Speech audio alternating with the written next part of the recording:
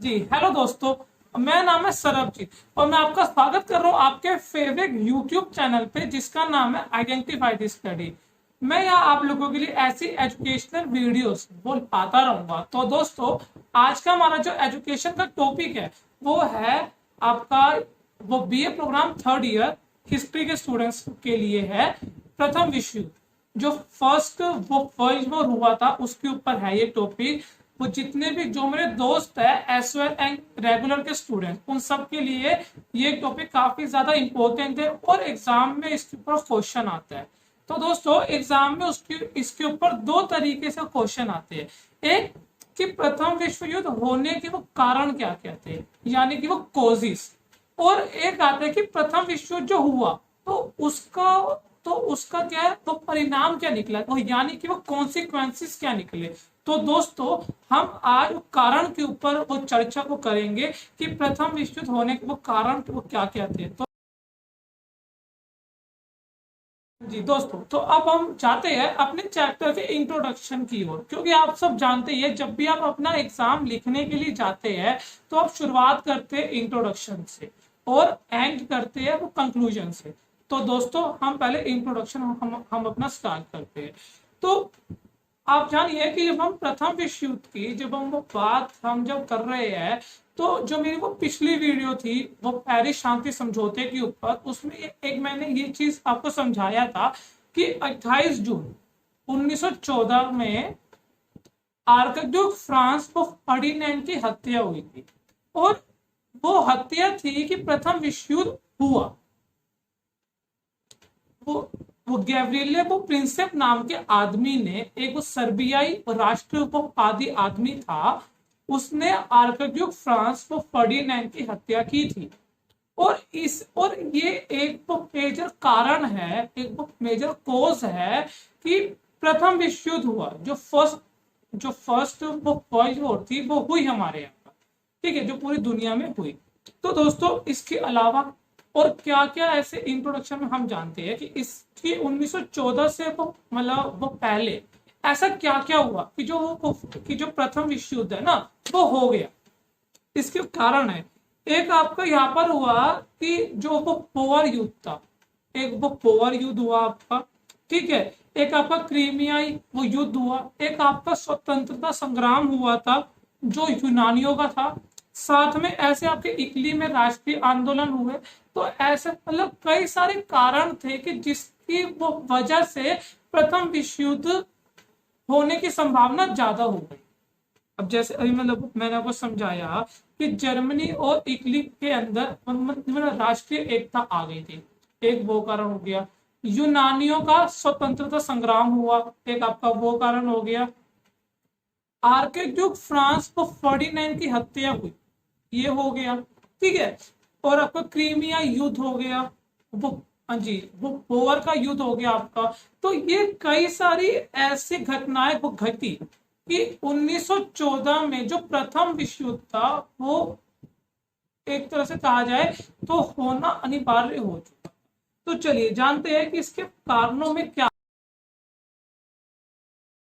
तो दोस्तों, हमारा जो वो पहला कारण आता है वो है जर्मनी का उदय।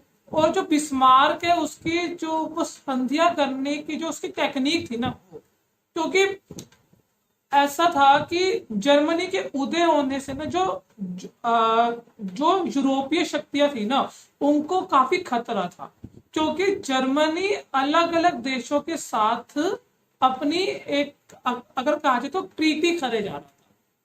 ट्रीटी करने से जर्मनी स्ट्रोंग हो रहा था और यूरोपीय शक्तियां कमजोर हो रही थी।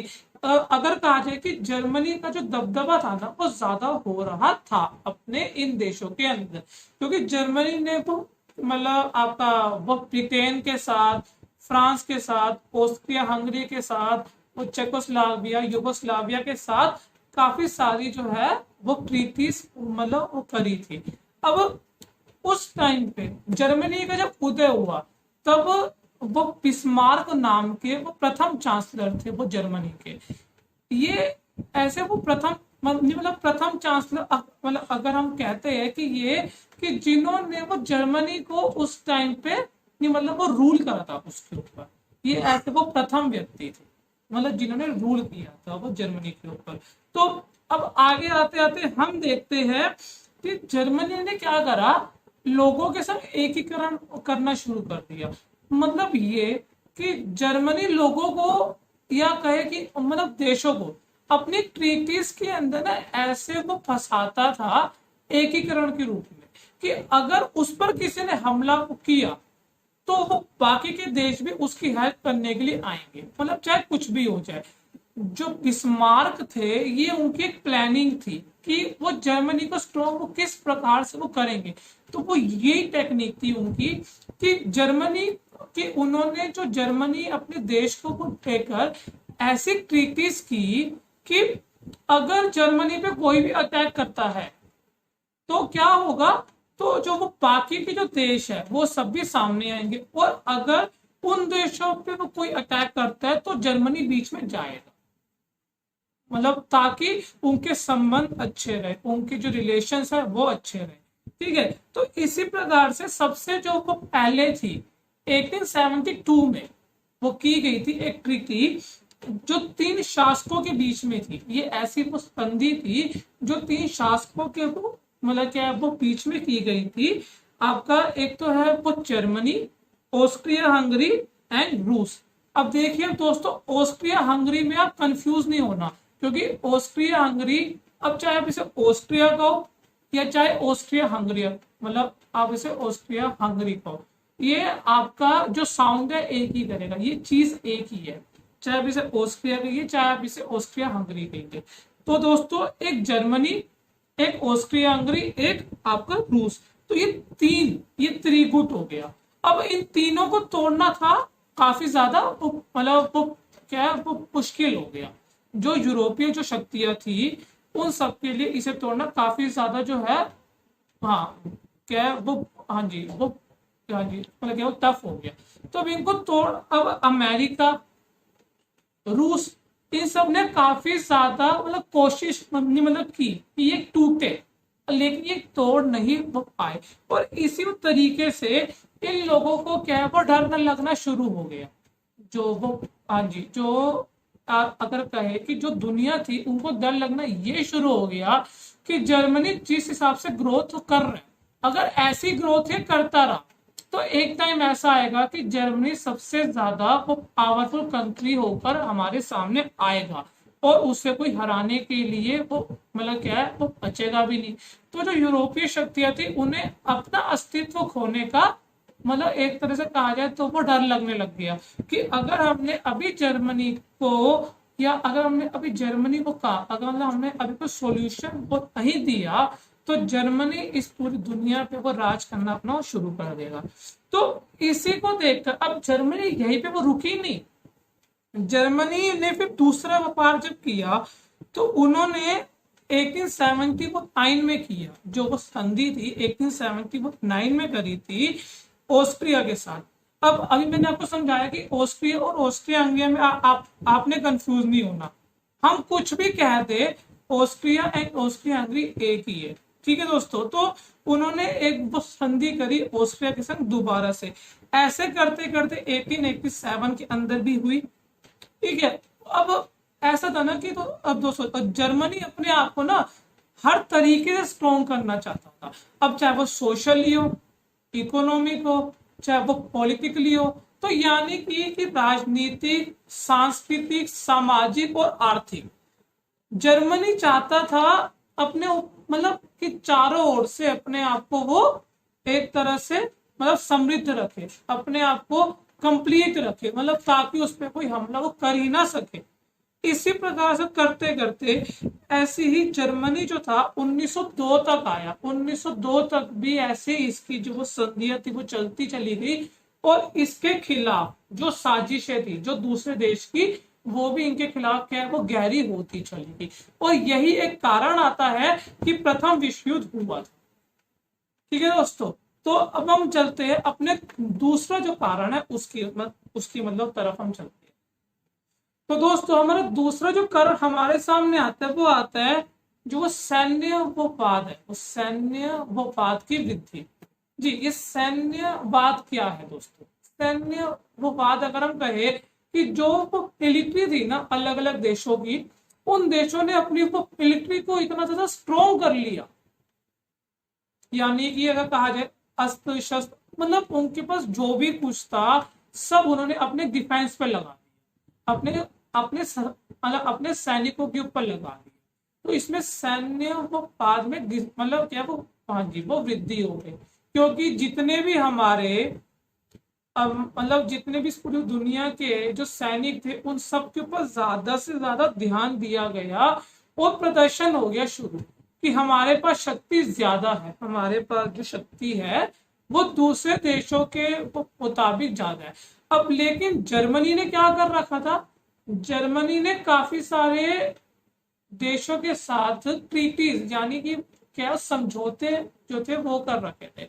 अब उनके समझौते करने से यह हुआ कि उनके पास जो सैन्य शक्ति थी ना वो ज्यादा थी, क्योंकि अलग अलग देशों के साथ उनके संबंध अच्छे हो गए थे।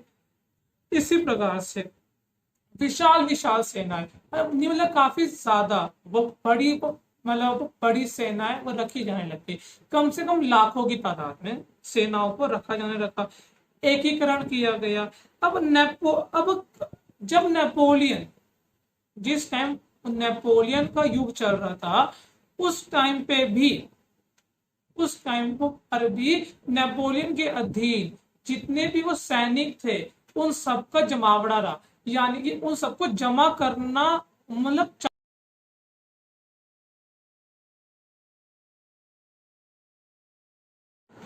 हाँ जी, तो दोस्तों जो वो सैनिक थे ना उनको इकट्ठा करना काफी ज्यादा इंपॉर्टेंट था। ये जो सैन्यवाद की जो वृद्धि है ना, इसमें हम इसी चीज के ऊपर अभी हमने ये बात को समझी है कि नेपोलियन का युग भी आया, सैन्य जो थी जो हमारी अगर कहा जाए तो पूरी दुनिया के सभी देशों ने अपनी अपनी जो मिलिट्री थी ना उनको स्ट्रॉन्ग करना शुरू कर दिया था।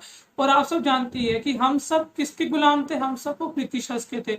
तो उन्होंने हमारे यहाँ से भी जो वो मिलिट्री है वो ली थी। तो चलिए आगे, इसमें एक चीज आती है कि एक जुलाई संकट। अच्छा जी, जुलाई संकट क्या है? जुलाई संकट यह है कि दोस्तों जब आर्थिक और राजनीतिक तौर पर जब एक ऐसा संकट आया था कि थोड़ी इकोनॉमी पे असर आया था, क्योंकि हमारा जितना भी हमने मतलब स्ट्रक्चर था जी दोस्तों, तो जो हमारा स्ट्रक्चर था वो ऐसा हो गया था कि हमने जितना भी हमारा जो का इकोनॉमी थी वो सारी मतलब डिफेंस में ट्रांसफर हो गई थी, क्योंकि सबने अपने अपने जो सैन्य को था मतलब स्ट्रॉन्ग कर लिया था, अपनी मिलिट्री को स्ट्रॉन्ग कर लिया था। आपका एक कारण ये आता है। तो अभी तक हमने कितने कारण जानिए? 2 कारण। अब हमारा तीसरा कारण हम जानते हैं। तीसरा हमारा कारण था कि यूरोप में राष्ट्रवाद, यूरोप में नेशनलिज्म मतलब कैसे है। तो अब देखिए दोस्तों, आपको एक चीज छोटी सी है कि जब नेशनलिज्म की जो वो भावना आती है हमारे अंदर, कब आती है? जब हमें अपने देश के वो प्रति एक प्रेम आता है। क्योंकि जब तक हमें ये वो महसूस नहीं होगा कि हमारा देश है या हम अपने इस देश के नागरिक हैं, हमें इस देश के लिए कुछ काम करना है, तब तक हमारे अंदर मतलब राष्ट्रवाद की जो भावना को कभी भी उत्पन्न नहीं हो सकती। तो इसमें भी हम यही कर रहे हैं कि वो नेशनलिज्म यूरोप में जब नेशनलिज्म आया वो किस तरीके से आया, क्योंकि उस टाइम तक इंडिया आजाद तो नहीं हुआ था। तो दोस्तों लेकिन आप एक चीज वो भूल गए हैं, उस टाइम पर फ्रांसीसी क्रांति हुई थी, क्योंकि जब जब फ्रांसीसियों ने जब विरोध करा था, जब विद्रोह करा था अपने वो राजा के खिलाफ, तो ये जो कहानी थी या अगर कहा जाए कि ये जो इंसिडेंट हुआ ये पूरी दुनिया के अंदर स्प्रेड हुआ और काफी तेजी से हुआ। इससे लोगों को ये समझ में आई कि अगर फ्रांसीसी लोग अपनी आजादी के लिए रिवोल्ट कर सकते हैं ना, तो हम लोग भी कर सकते हैं। तो इसी तरीके से क्या हुआ कि पूरी दुनिया के अंदर एक नेशनलिज्म की जो भावना उत्पन्न हो गई, और सबसे जो वो पहले जो प्रभावित हुआ वो था यूरोप। और यूरोप में नेशनलिज्म इसी वो तरीके से हमारे सामने आता है कि फ्रांसीसी जो क्रांति हुई थी, इसके अलावा जर्मनी और इटली के अंदर भी जो वो बात था उसका उदय हो गया था। जो नेशनलिज्म था जर्मनी और इटली के अंदर भी हमें देखने को आता है, क्योंकि उन्होंने उसी उसी उत्साह के साथ उसे क्या करा, उसे आगे स्प्रेड भी करा। क्योंकि सब लोग जानते थे कि जब तक हमारे अंदर एक नेशनलिज्म की वो भावना नहीं आएगी, तब तक हम लोग युद्ध में खड़े हम नहीं हो सकते। युद्ध में हम खड़े तब होंगे जब जब हमारे अंदर नेशनलिज्म की एक वो भावना उत्पन्न होगी। लेकिन अब क्या हुआ कि नेशनलिज्म की जो भावना है वो अपनी चलती रही, दूसरे देशों में आती रही, लेकिन साथ साथ आपका जो प्रतिस्पर्धा थी, यानी एक होड़ लग गई। होड़ अगर हम कहे तो कंपटीशन लग गया हर देश के बीच में कि सबसे अच्छा मतलब कौन है, कौन मतलब इस रेस को जीतेगा। तो प्रथम विश्व युद्ध होने का ये भी हमारे सामने एक कारण आता है कि एक प्रतिस्पर्धा छिड़ गई कि दुनिया में सबसे अच्छा देश कौन सा है इसके ऊपर। साथ में इसी को लेकर कई सारे वो युद्ध भी हुए। एग्जाम्पल अगर ले तो 1870 में हुआ था फ्रांसीसी क्रीमिया युद्ध। क्या हम उससे मतलब कह सकते हैं कि फ्रांसीसी क्रीमिया युद्ध या राष्ट्रवादी एक वो हाँ जी एक वो लहर को लेकर आया, एक सोच को लेकर आया।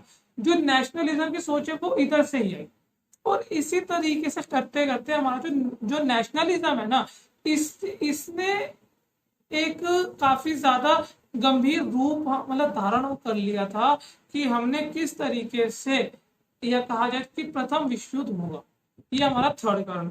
हमारा चौथा जो कारण आता है वो है साम्राज्यवाद। साम्राज्यवाद का उभार हुआ। अब देखिए, जब भी हम बात करेंगे साम्राज्यवाद की तो हमेशा वो बात आएगी रूस की। ये बात हमें आप हमेशा ध्यान में रखिएगा, क्योंकि कम्युनलिस्ट अगर कहा जाए या इंपीरियलिस्ट, हम मतलब काफी सारे हम नामों से हम मतलब के जानते हैं। अच्छा, साम्राज्यवाद यानी कि जो राजा लोग रहते थे ना उस टाइम पे, उन सबका जो काल है या उन सब ने जो राज करा, ये उसके ऊपर चीज हो गई है।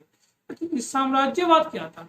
साम्राज्यवाद इस प्रकार से हुआ कि साम्राज्यवाद आंदोलन ने क्या करा, आर्थिक, सामाजिक, सांस्कृतिक और राजनीतिक जितनी भी हमारी घटनाएं थी उन सबको इन्होंने स्प्रेड करा, यानी कि मतलब प्रभावित करा। क्योंकि सारी चीजें वो राजा के हाथ में थी, तो प्रजा के हाथ में क्या आएगा?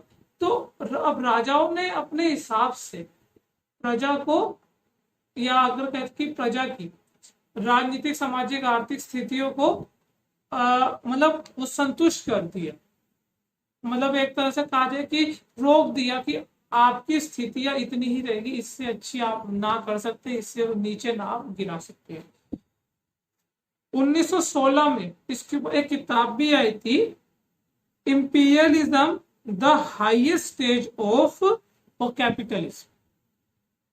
इंपीरियलिज्म, कैपिटलिज्म, जिसे अभी मतलब मैंने को समझा, इसकी एक किताब भी थी। अगर आप ज्यादा जानना चाहते हैं तो आप ये किताब भी आप पढ़ सकते हैं, आपको काफी कुछ आएगा तो ज्यादा। ये मैं आपको लिंक इन डिस्क्रिप्शन में इस किताब का जो नाम है वो मैं आपको मतलब दे दूंगा, इंपीरियलिज्म।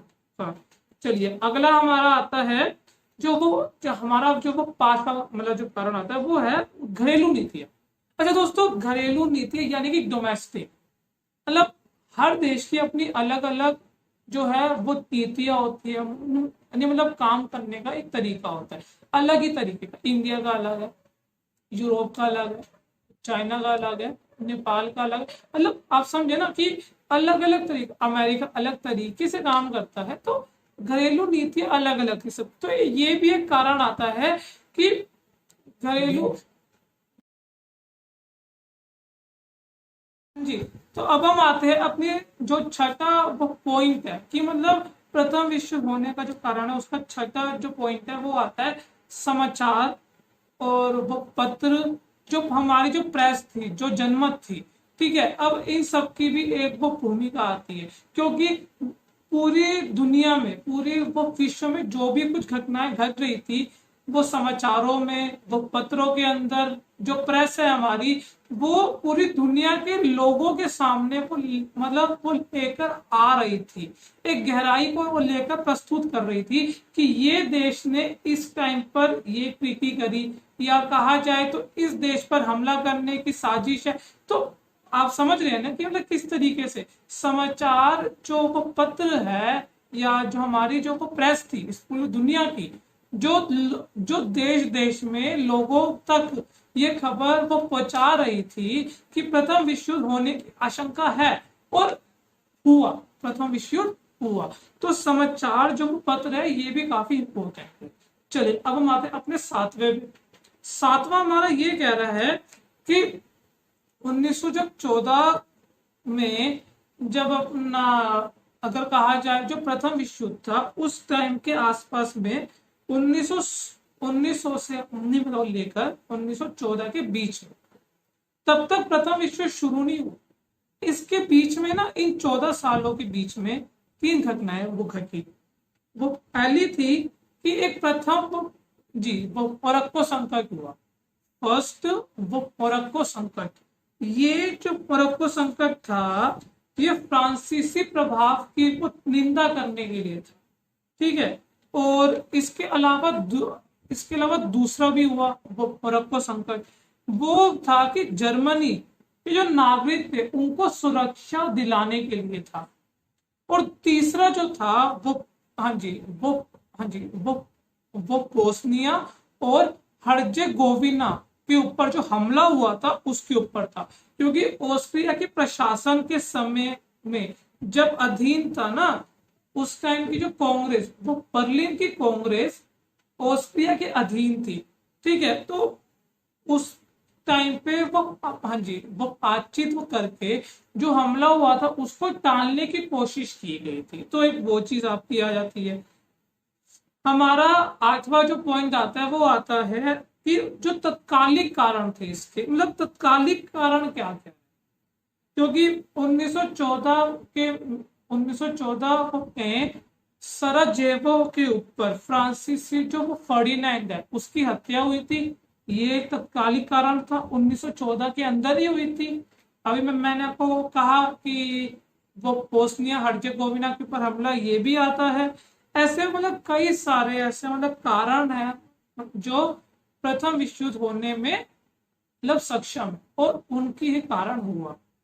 एक आता है कि वो पूर्वी प्रश्न क्या कहते हैं, क्योंकि जरूरी थोड़ी ना कि तत्कालिक प्रश्न ही काम आएंगे, जो पूर्वी प्रश्न यानी कि 1914 से जितनी भी वो पहले की मतलब घटनाएं हैं उन सबके ऊपर। तो एक तो वो पालकन का युद्ध हुआ था, जो पालकन का युद्ध हुआ था मतलब 1912 के अंदर से लेकर 1913 तक, ये ऐसा युद्ध था कि जिसमें वो सर्बिया का आकार 2 गुना हो गया था, क्योंकि सर्बिया ने जीत लिया था ना इस युद्ध को सर्बिया ने जीता, इससे उसका आकार 2 गुना हो गया। इससे उसकी जो शक्ति है उसमें भी काफी ज्यादा बढ़ोतरी हो गई। एक आपका ये। अच्छा, लास्ट हमारा आता है कि युद्ध का जो विस्तार था वो किस तरह के मतलब अब वो किस तरीके से हुआ। देखिए, युद्ध का जो विस्तार है ना वो ऐसे हुआ कि जैसे कि सूखे जंगल में आग, मतलब आग लगना। अब सूखे जंगल में आग जैसे अचानक से क्या है वो फैल जाती है ना, मतलब काफी तेजी से, इसी प्रकार से युद्ध का मतलब जो है विस्तार भी हुआ। युद्ध के विस्तार की जो घोषणा थी ना, देखो क्या करा, हर देश ने अपने सेनाओं को ना कहा जाए तो क्या वो बांधना शुरू कर दिया, मतलब टीम्स के अंदर एक तरह से टीम्स क्रिएट हो गई। हाँ भाई, मतलब जैसे अब हमारा एक देश है और सामने वाला है, तो दोनों ने अपनी अच्छी अच्छी जो सेनाएं थी खड़ी कर ली, और युद्ध शुरू हो गया।